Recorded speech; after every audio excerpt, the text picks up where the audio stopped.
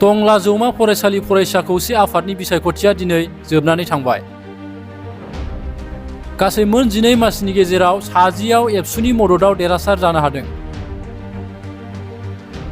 उदालगुरि जिल्लानि गोजामसिन जौमा फरायसालि टंला जौमा फरायसालिनि फरायसा खौसे आफादनि बिसायख'थिया दिनै मोजाङैनो मोजां जोबनानै थांबाय।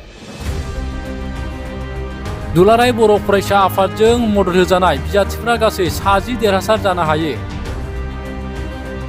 गुबुन गुबुन फरायसा आफादजों मदद होजानाय बिजाथिया गाहाय नेहाथारिनि मासिखौ लाफानानै मोननै मासियाव देरहासार जानो हायो।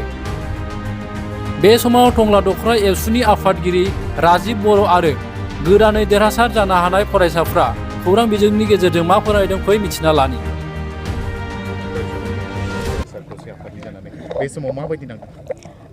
गोजोननायाथ' मोनदों। जोंनिया जाहाथे 12टा पर्टफलिय'मोन नालाय जाहाथे 12थाथ' हायासै 10टा जोङो पर्टफलिय'आव देरहानो हाबाय। गोजोननाय मोनदों। आंनिया लिटारेरि सेक्रेटारियावमोन। आंनि एगेन्स्टनाव सिमां बर'मोन। बिथाङाबो मोजांमोन नाथाय मानसिफोरा आंखौ बांद्राय मोजां मोनबायदां बेखायनो आङो देरहासार जानो हाबाय। जाहाथे जोङो दा 10 जन देरहानायफोरा टिम मेम्बारजों जाहाथे इउनिटियाव खामानि मावो आरो बिसोर अपोजिटनियाथ' जाहाथे सानैल'सो ना बिसोर जोंजों मावफागोन मावफाया जों बेखौ जेबो बुङा। मावफाबा लागोन जोंनि बरायगोन जोङो। होमबाबो जोङो जा 10 जन देरहादों जोङो मोनसे गुट जानानै इउनिटियै जों बे फरायसालिनि थाखाय मोजां खामानि मावगोन होननानै जोङो आवगायबोदों। আজি টংলা মহাবিদ্যালয়ৰ ছাত্ৰ একতা হ'বৰ কাৰণে উপসভাপতি পদত বিজয় হ'ল। কি অনুভৱ হৈছে? আজি আমাৰ টংলা মহাবিদ্যালয়ৰ 2023-24 বৰ্ষৰ ছাত্ৰ একতা সভাৰ সাধাৰণ নিৰ্বাচন। আজি আমি 10 জন টিম মেম্বাৰ জয়যুক্ত হৈছোঁ। আমি উপসভাপতিৰ পৰা লৈ কেনে আমাৰ জিমনেছিয়ামলৈকে বইজ কমন গাৰ্লছ কমনলৈকে আমি জয়যুক্ত হৈছোঁ। আমাৰ 12টা পৰ্টফলিঅ'ৰ ভিতৰত আমি 10 জন টিম মেম্বাৰ জিকিছোঁ। আৰু আমি যিটো টংলা মহাবিদ্যালয়ৰ কাৰণে আমি যিটো প্ৰতিশ্ৰুতি বা প্ৰতিজ্ঞা লৈছিলোঁ যে আমি যে মিলিজুলি কাম কৰিম এইখিনি আমি 10 জনে কৰিম। বাকী অপনেণ্টেড 2 জন সেইখিনি আমি ক'ব নোৱাৰিম যে আমাৰ লগত কৰিবনে নাই। কিন্তু আমি যে 10 জনে যে প্ৰতিশ্ৰুতি বা প্ৰতিজ্ঞা লৈছিলোঁ যে আমি টংলা মহাবিদ্যালয়ৰ উন্নয়নৰ বাবে কাম কৰিম এইখিনি আমি কৰিম বুলি মই আশা ৰাখিছোঁ। এইখিনিয়ে আৰু টংলা মহাবিদ্যালয়ৰ উন্নতিৰ কাৰণে কি উদ্দেশ্য বা লক্ষ্য লৈ আগবাঢ়িছিলে?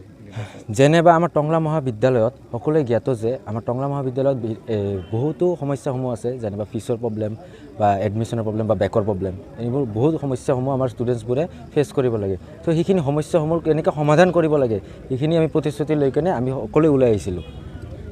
নিৰ্বাচনত কাৰ সমৰ্থন লৈ আজি নিজকে বিজয়ী হোৱা বুলি ভাবে? আজি নিৰ্বাচনত মই আমাৰ সকলো ষ্টুডেণ্টছ আৰু আমাৰ যিমানখিনি আমাক ছাপোৰ্ট কৰিছিলে আমাৰ ছিনিয়ৰ্ছৰ লৈ কেনে আমাৰ জুনিয়ৰ্ছলৈকে এই সকলোৱে আমাৰ মানে হেৰি হয়। হেৰিটোক মই হেৰি বুলি ভাবোঁ। আপুনি কোৱা কি উদ্দেশ্য লৈ প্ৰথমতে বিদ্যালয়খনৰ পৰা ক'লে ইতিমধ্যে বিভিন্ন সমস্যা আছে, সমস্যাবোৰ সমাধান কৰিবৰ কাৰণে কি পন্থা অৱলম্বন কৰিব?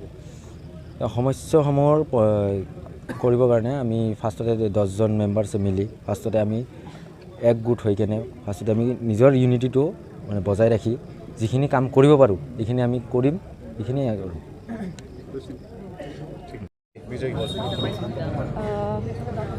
ভাল লাগিছে। আমি যিহেতু 12টা কেণ্ডিডেট আছিলোঁ তাৰ পৰা আমি অনলি 10 ছিলেক্টেড হৈছোঁ আৰু ইলেক্টেড হৈছোঁ। চ' দুটাৰ কাৰণে বহুত বেয়াও লাগি আছে।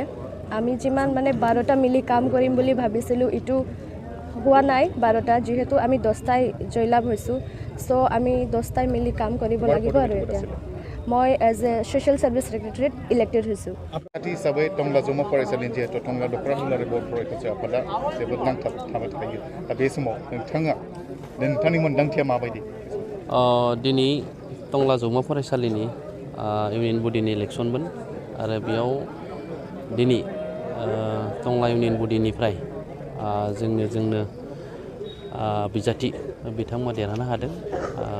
12टा केन्डिडेटमोन बिनि मादावनो 10 जना देरहानो हादों आरो बिथांमोनखौ आङो टंला दखरा दुलाराय बर' फरायसा आफादनिफ्राय साबायखर बावहरदों आरो बिथांमोना टंला दखरा दुलाराय बर' फरायसा आफादनि साखाथियावनो थानाय जिथु जौमा फरायसालि आरो बे हिसाबै जोङो गोजोननायखौ फोरमायदों आरो बिथांमोना जि इउनियन बडिनि बिबानगिरिफोर देरहाबाय आरो बिथांमोना जाहाथे नैबे बोसोरसेनि जि बिबान बेखौ जाहाथे मोजां भाबै मावलांनो हायो आरो बिथांमोना गोबां मोजां सासे जाहाथे उन्दैनिफ्रायनो दैदेनगिरि जालांनो हायो आरो बिथांमोना गोबां समस्या फैयो कलेजाव आरो बे समस्याफोरनिखौ मोजां भाबै मावलांनो हायो टंला दखरा दुलाराय बर' फरायसा आफादा गोलाव समनिफ्रायनो जोंजों थाफाना बिथांमोना खामानि मावो इउनियन बडिनि बिथांमोना आरो देग्लायबो जाहाथे जोंजोंनो थाफानानै खामानि मावनो हायो आं बेखौनो बिथांखौ खावलायबाय आरो बिथांमोना जिखिनि गोलाव सम इलेक्सनाव गोबां दुखु खस्थ'नि गेजेरजों दिनै सोरबा जेनबाय सोरबा देरहाबाय